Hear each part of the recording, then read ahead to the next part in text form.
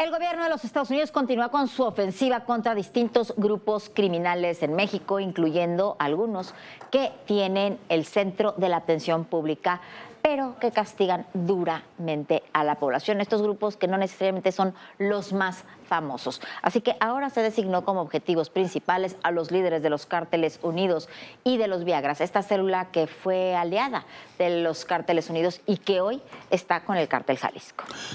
Los Cárteles Unidos han estado en guerra con el Cártel Jalisco Nueva Generación por el control de la tierra caliente de Michoacán, por las extorsiones a los productores agropecuarios y a los productores mineros, incluso de las minas que se han apropiado, las hacen explotar e incluso exportan el mineral, sobre todo de hierro, hacia Asia. También por el control, evidentemente, del puerto de Lázaro Cárdenas.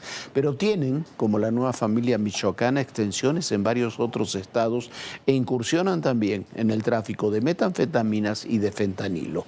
Entre los sancionados por la Unión Americana está un personaje con un larguísimo historial criminal en Michoacán, el abuelo. Estados Unidos endurece acciones contra dos grupos criminales mexicanos, Cárteles Unidos y los Viagras. En las medidas adoptadas por el gobierno estadounidense intervienen varias dependencias. El Departamento de Estado anunció recompensas por $26 millones a quien proporcione información que conduzca al arresto de 5 integrantes de Cárteles Unidos.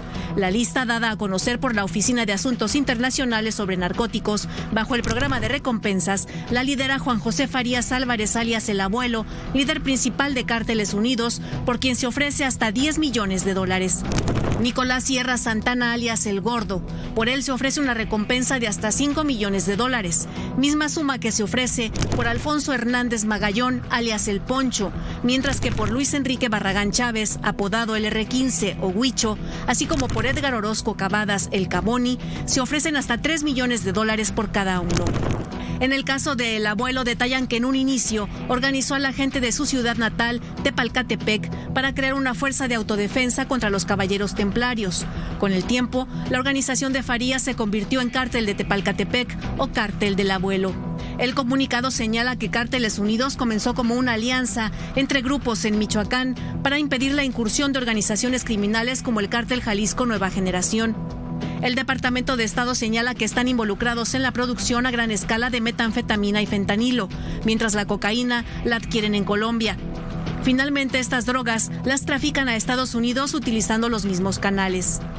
Por su parte, el Departamento del Tesoro sancionó los dos cárteles, así como a 7 personas vinculadas al terrorismo, narcotráfico y extorsión en el sector agrícola mexicano. En un comunicado resaltó que la extorsión es una práctica extendida en el sector agrícola y económico de Michoacán, donde los cárteles exigen pagos a todos los sectores involucrados en la cosecha y exportación de productos agrícolas como el aguacate. Detalló que cuando las víctimas no pueden o no quieren pagar, enfrentan el riesgo de sufrir daños en sus propiedades o incluso la muerte. El Tesoro indicó que funcionarios estadounidenses también han recibido amenazas, lo que ha provocado interrupciones en las exportaciones de aguacate a Estados Unidos. En cuanto a las personas sancionadas, 4 están relacionadas directa o indirectamente a Cárteles Unidos. Son parte de los integrantes por los que el Departamento de Estado ofrece recompensas: El Abuelo, El Huicho, Poncho y El Camoni. En el caso de los Viagras son 3 miembros de alto nivel. Nicolás Sierra Santana, alias El Gordo, uno de los fundadores de los Viagras y líder histórico del grupo. Resalta que en el comunicado del Departamento de Estado lo relaciona con Cárteles Unidos. El otro integrante de los Viagras es Eladio Cisneros Flores, alias La Sirena, y César Alejandro Sepúlveda Arellano, alias El Botox. La sanción de la Oficina de Control de Activos Extranjeros a Cárteles Unidos es por su participación en actividades o transacciones que han contribuido a la proliferación internacional de drogas ilícitas, así como por su responsabilidad en la producción de opioides sintéticos y su tráfico a Estados Unidos. En cuanto a la sanción contra los Viagras, indica que es por traficar metanfetaminas y cocaína a la Unión Americana. Según lo detallado por el Tesoro en su conflicto por el control de Michoacán, los Viagras se aliaron recientemente con el Cártel Jalisco Nueva Generación. Con esta medida, todos los bienes de las personas designadas quedan bloqueados dentro de territorio estadounidense. Finalmente, el Departamento de Justicia anunció cargos penales contra 5 miembros de alto rango de Cárteles Unidos: Juan José Farías El Abuelo, Alfonso Fernández Poncho, Luis Enrique Barragán Huicho, Edgar Orozco El Camoni y Nicolás Sierra El Gordo. Todos se enfrentan condenas máximas de cadena perpetua. Según documentos judiciales, Cárteles Unidos tiene capacidad para adquirir, fabricar y traficar metanfetamina, fentanilo y cocaína a Estados Unidos. Las ganancias se utilizan para adquirir armamento pesado, contratar mercenarios, sobornar a funcionarios locales y financiar el lujoso estilo de vida de sus líderes. Para ADN 40, Fuerza Informativa Azteca. Lo que ocurre en Michoacán es de las cosas más delicadas que ocurren en términos de seguridad en el país y abordan no solamente la seguridad pública y la seguridad interior, sino aspectos incluso de seguridad nacional. Los ataques que se hacen en Michoacán contra las Fuerzas Armadas son incluso inéditos respecto a lo que ocurre en otros lugares del país, ataques con drones, explosivos, minas terrestres. Y esta es una historia antigua, es una historia que comenzó hace mucho tiempo, que han cambiado, han ido cambiando los cárteles, las organizaciones, pero es una relación estrechísima que hay entre grupos criminales, grupos económicos y grupos políticos. Y un enfrentamiento durísimo a su vez entre ellos.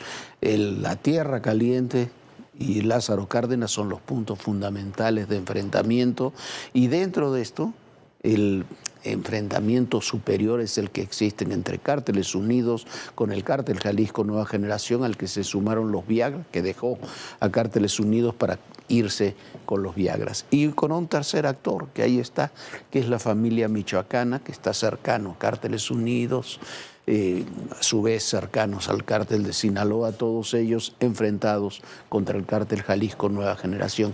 Esa es una realidad que viene desde tiempo atrás y que también, hay que decirlo, hizo eclosión durante el sexenio de Peña Nieto, cuando a estos grupos de autodefensa se les terminó dando hasta armas, sin tomar en cuenta que estaban manejados por uno u otro grupo criminal.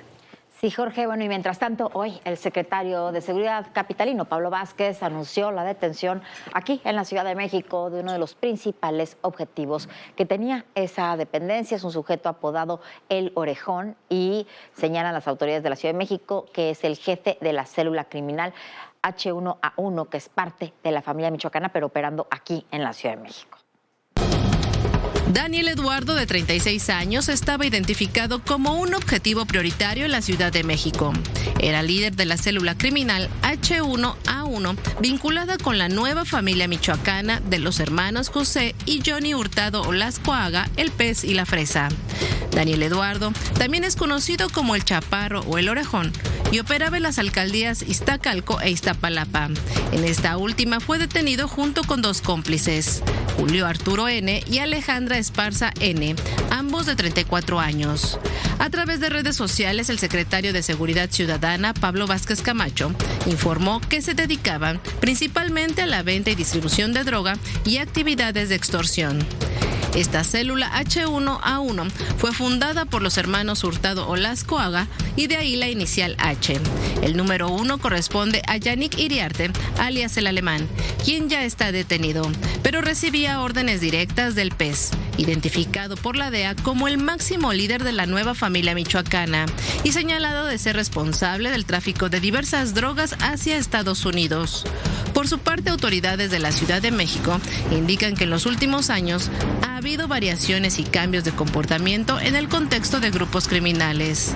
Al menos 10 grupos delictivos operan en la Ciudad de México. Además del H1A1, está la Unión Tepito, que opera en 8 alcaldías.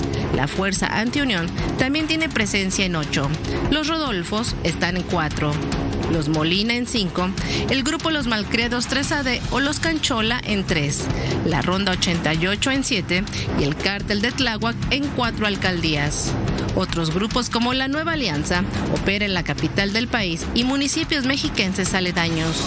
Este grupo tiene vínculos con el Cártel Jalisco y con la Unión Tepito, mientras que Los Catalinos está ligado con gaseras clandestinas. Bueno, y un buen golpe para desmantelar esta estructura criminal aquí en la Ciudad de México que se ha dado directamente desde la Secretaría de Seguridad de la capital del país. Y vamos a otro tema. Hoy en la Casa Blanca, Donald Trump dijo que México y Canadá hacen lo que ellos nos dicen en la frontera. And Mexico does what we tell them to do, and Canada does what we tell them to do, because we had the two borders. We have the northern border, the southern border, and they were both horrible. But now it's some people say it's a miracle. Bueno, sin ningún reconocimiento, ahí está.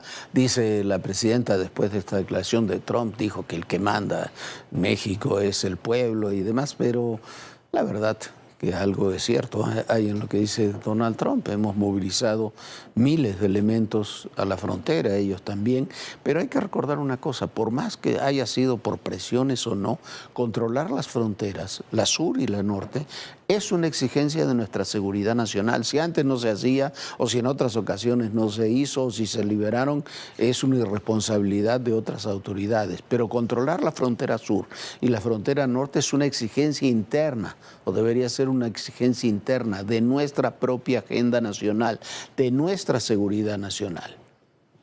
Ningún país puede tener sus fronteras sin control, ningún país no puede saber quién entra y quién sale del país, en qué condiciones lo hace.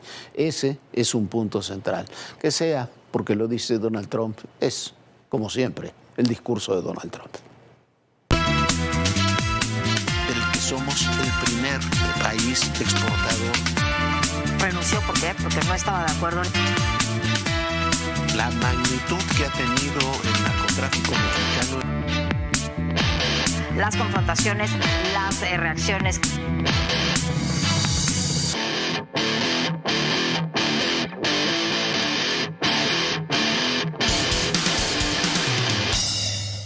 Y hay muchas cosas que ocurren entre México y los Estados Unidos. Hoy se anunció en la conferencia mañanera que fue detenido en la Unión Americana Carlos Alberto Treviño, es el exdirector de Pemex en el sexenio de Peña Nieto, acusado por sobornos relacionados con el caso Odebrecht.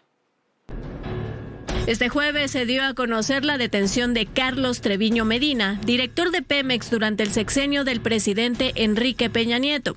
De acuerdo con la Fiscalía General de la República, Treviño fue detenido el martes 12 de agosto en Dallas, Texas, por el Servicio de Inmigración y Control de Aduanas de Estados Unidos. En el comunicado se informó que el exfuncionario tiene orden de aprehensión vigente y ejecutable por asociación delictuosa y operaciones con recursos de procedencia ilícita.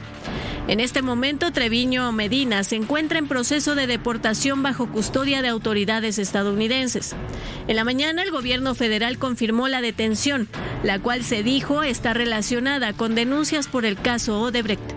En su momento, Emilio Lozoya, también exdirector de Petróleos Mexicanos, declaró que Treviño habría recibido sobornos por más de 4 millones de pesos a cambio de autorizar un contrato para la planta etileno 21 vinculada a la filial Braxmen de Odebrecht. La detención generó versiones encontradas durante la mañana. Tras el anuncio de la captura por parte del gobierno de México, la firma Zamudio Abogados publicó un comunicado en el que aseguró que la detención se debió a una confusión estrictamente de carácter migratorio, que Treviño Medina estaba legalmente en la Unión Americana, con trabajo y en proceso de trámite de una solicitud de asilo en la Unión Americana, por lo que es inextraditable.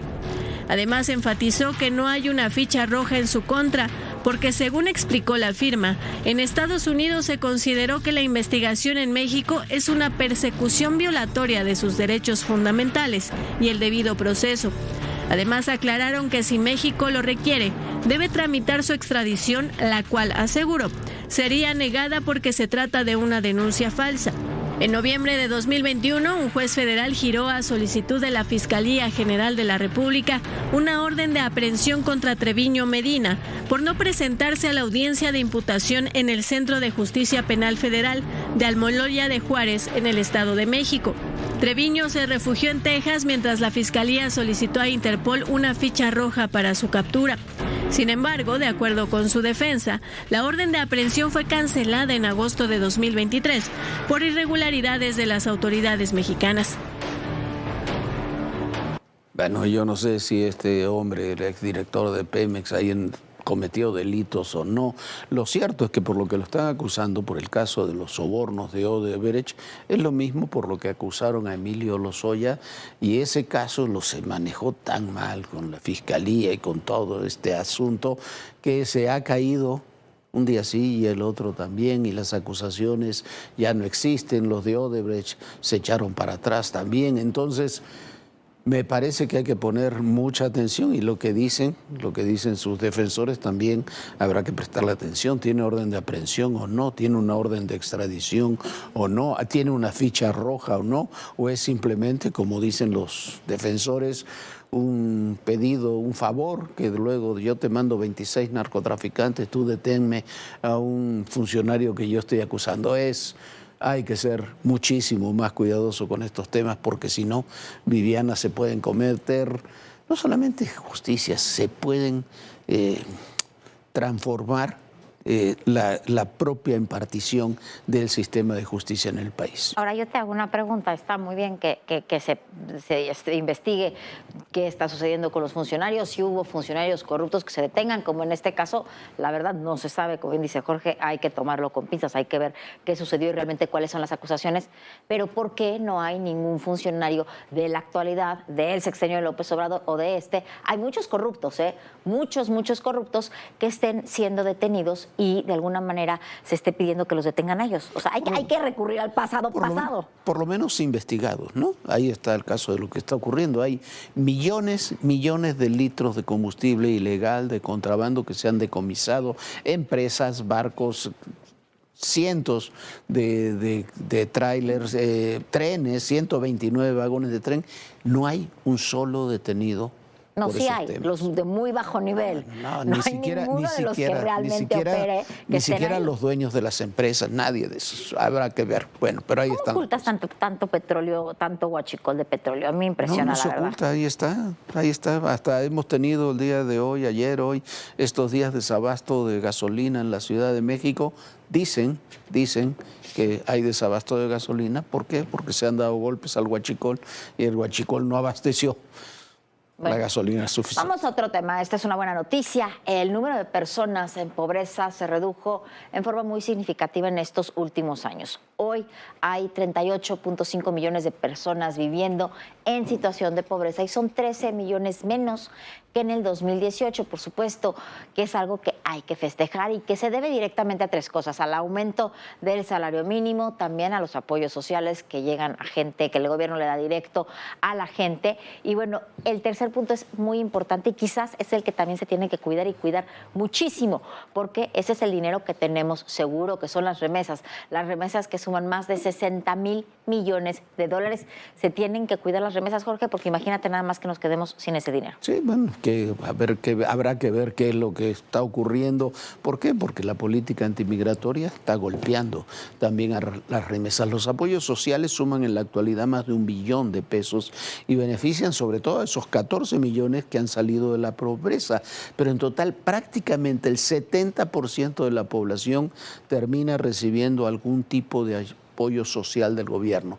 La pregunta es si esa política es sustentable a largo plazo, o sea, se puede financiar a largo plazo, porque además, según los cambios constitucionales que se hicieron, nunca los apoyos sociales entregados en un año pueden ser menores a los del año anterior.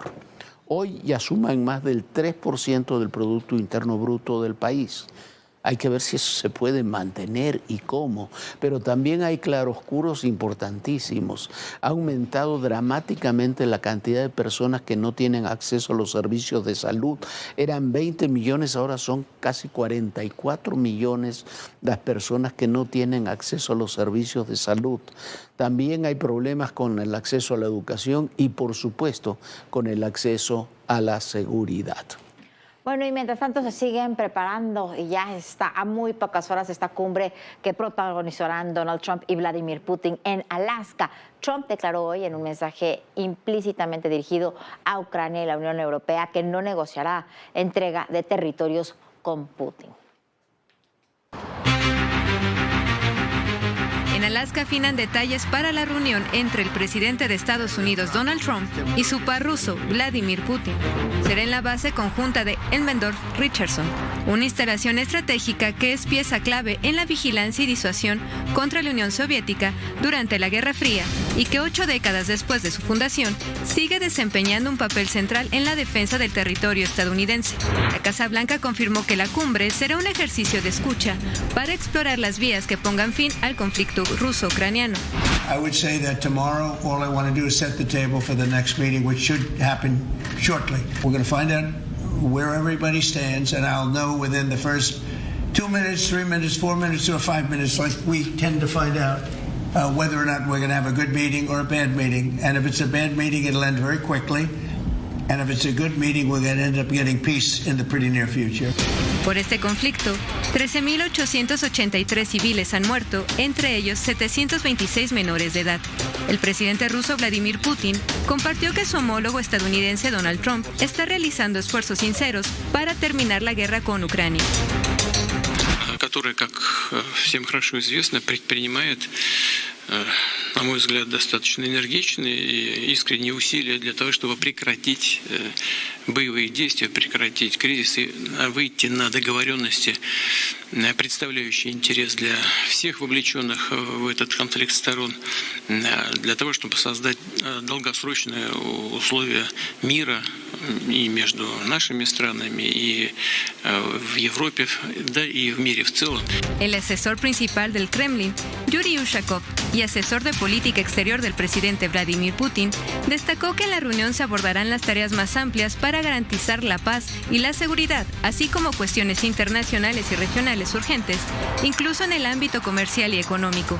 Previo a esta reunión, el presidente de Ucrania, Volodymyr Zelensky, se reunió con el primer ministro británico, Keir Starmer, para hacer un balance antes de las conversaciones clave del presidente de Estados Unidos con el presidente ruso. Zelensky, quien estuvo en Alemania el miércoles 13 de agosto, ha estado trabajando con líderes europeos para presionar a Trump que no permita que Putin divida el territorio de Ucrania en la cumbre de Alaska. Líderes de la Unión Europea reconocieron los esfuerzos de Trump, subrayaron que el camino hacia la paz en Ucrania no puede decidirse sin la presencia de esta nación.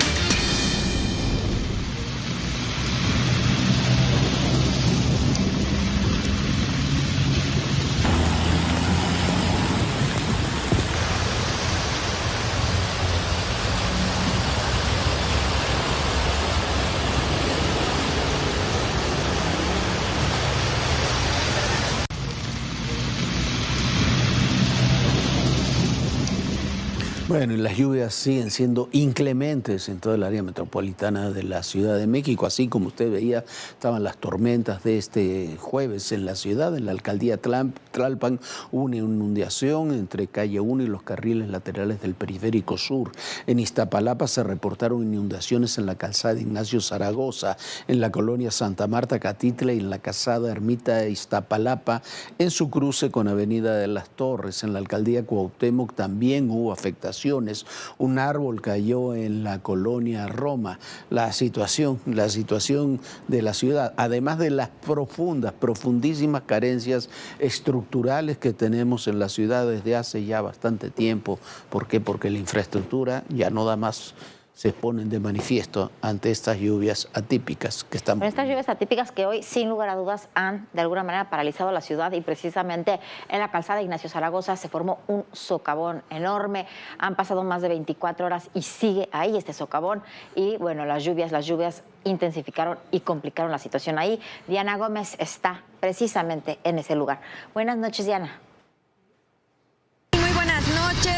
Continúa afectada la circulación sobre la calzada Ignacio Zaragoza en estos 3 carriles a la altura de Canal de San Juan, luego de que se formara ayer por la tarde un enorme socavón en medio de estos carriles con dirección al aeropuerto, mientras pasaba una pipa con agua que queda atrapada y que necesitó apoyo de una grúa brigadier para poder ser retirada. Queda un socavón de 4 metros de profundidad, casi 5, de 4 metros de largo, y que descubre pues lo que es un daño en el drenaje lineal de la la calzada Zaragoza, que tendrá que ser reparado por personal de Sequiagua, que a lo largo del día de hoy estuvo realizando diferentes evaluaciones técnicas especializadas, sin que aún se sepa justamente cuándo es que va a comenzar esta reparación o podrá nuevamente ser utilizada esta vialidad.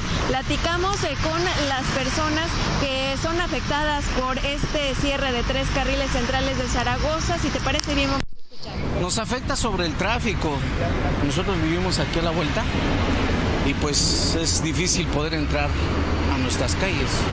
Pues es un desastre aquí el tráfico. De hecho, hoy iba en la oficina y llevaba aquí 4 calles y ya llevaba 20 minutos y dije, no, pues que procuren hacerlo lo más pronto posible, ¿no? Para agilizar esto, porque imagínense ahorita el transporte que está lento y luego con los asaltos proporciona más a que la gente se suba a saltar al pasaje. Ha habido una lluvia entre moderada a fuerte por diversos intervalos desde esta tarde aquí en la alcaldía de Iztapalapa, donde nos encontramos. También ya se han registrado algunos encharcamientos en ambos sentidos de la calzada Ignacio Zaragoza. Estaremos muy pendientes de las afectaciones que se registren luego de esta fuerte lluvia que ha estado cayendo en Iztapalapa. Eso sí, también hay que mencionarlo, con bastante actividad eléctrica. La información que te tengo, la afectación en las imágenes de Mario Guerrero. Vuelvo contigo.